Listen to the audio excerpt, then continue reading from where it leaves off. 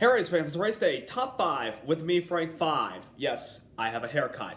It's how life goes. What a race yesterday in Michigan. Oh my goodness. Side-by-side action. Fuel strategy came back into play. Been a while since we had that in Michigan. And another victory for number 4 at the big speedway yesterday, with a special moment taking his son around him for donuts. Number 1, Kevin Harvick put together a dominating performance, winning the Consumers Energy 400 yesterday at Michigan International Speedway, winning over Denny Hamlin, Kyle Larson, Martin Truex Jr., and Daniel Suarez. Kevin Harvick had quite the day yesterday. I mean, oh my goodness gracious. Early on, the car was fast. Then he cut a right front tire, and he had to come to pit road in the middle of stage 1. Luckily, he did not lose a lap and was able to gain back his track position and stay in the top 10. And the last few laps of the race, when everybody was playing with fuel mileage as far as like who could conserve the most fuel, who was going to be able to make it to the end, depending we did not have another caution, Harvick was able to capitalize and drove by everybody that was in front of him and held on to the lead and never looked back and never ran dry. He had enough fuel to do a burnout, and especially putting his little son Keelan, the second year in a row, they do donuts at Michigan, and he had to hold on tight and win to get the checkered flag. Such a special moment for Kevin Harvick and his son Keelan. I mean, he's a great father figure, and 4 teams getting back on a roll. I mean, like a couple weeks ago, they got their first win of the season at New Hampshire, and now they got their second win of the season. That's hard to believe. You probably thought Kevin Harvick may have had his 4th or 5th win by now, but it's been kind of a struggle to start the season for the 4 teams, especially with the change of the Mustang and with this aero package. But it seems like they're getting it together at the right time because the playoffs are about to start,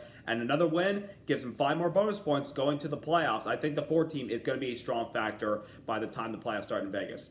Number 2, Denny Hamlin, also very strong like Kevin Harvick, was able to keep up front with the 4 and most of the 4s from the majority of the race, and it seemed like he had a really good car as far as the long runs go. But late in the race, you know, when he kind of fell back in the middle of the traffic and he tried to work his way back up, he just couldn't quite catch up to the Kevin Harvick towards the end of the race. But nonetheless, the 11 team definitely, it seems like this could be the year that Denny Hamlin wins a championship, because people are saying, oh, there's these young guns coming up, like who could be the odd man out considering how good Truex and Kyle Busch are, and there's, you know, we still have faith in Daniel Suarez, says Joe Gibbs, not Daniel Suarez, Eric Jones. They still have faith in Eric Jones and Joe Gibbs Racing. Denny Hamlin could probably be the odd man out, but a strong run like yesterday and a strong season like he's having makes him a contender probably for the championship.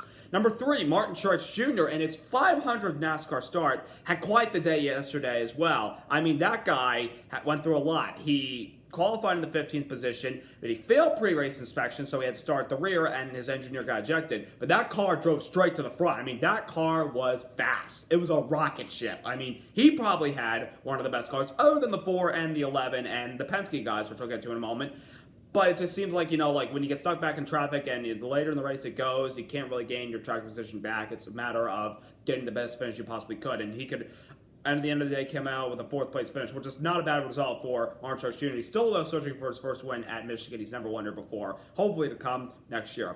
Number 4, the Penske boys. It looked like they were going to pull off the victory with either Keselowski, who was the pole sitter, and a Michigan native who is still yet to win here, Joey Logano, who dominated the spring, and Ryan Blaney, who always is up front in Michigan. Those 3, ultimately at the end of the race, field strategy bit them in the rear end. They had to pit or ran out of gas at the end. Ryan Blaney did, and they all finished outside the top 10.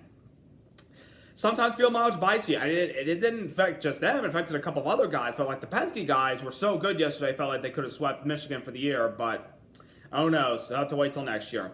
And number 5, the racing itself, as far as how NASCAR was approaching this race compared to what it was in the spring. They put a little tire dragging at the top of the track and put some of the compound stuff, not like the PJ1 stuff, but like dragged some tires overnight at the higher groove and just shifted a little bit to the middle groove so they can improve some of the racing. We saw a couple guys go up there, but it seemed like they kind of lost their momentum and fell back for the most part.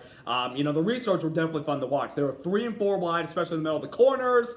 You can run wide open with this 550 horsepower aero package. So these guys were able to put together a solid performance yesterday.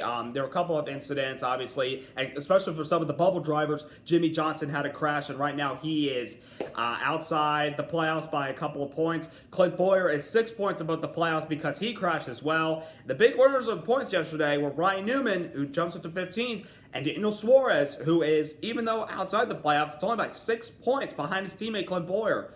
So this playoff grid is going to continue to keep shuffling until that checkered flag in Indianapolis. It's going to be very interesting to see what happens.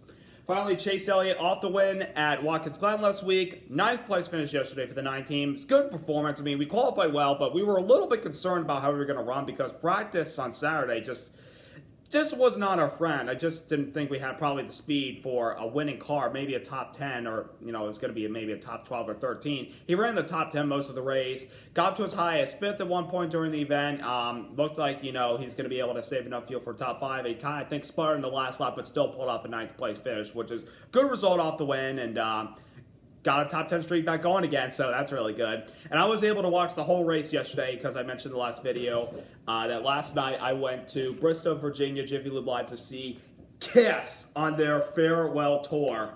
And it was quite the show. I enjoyed it so much. I mean, I know I love racing, but also other people out there have interests in music is one of my other interests other than racing and football and at the time of my life last night. But I was able to watch the whole race.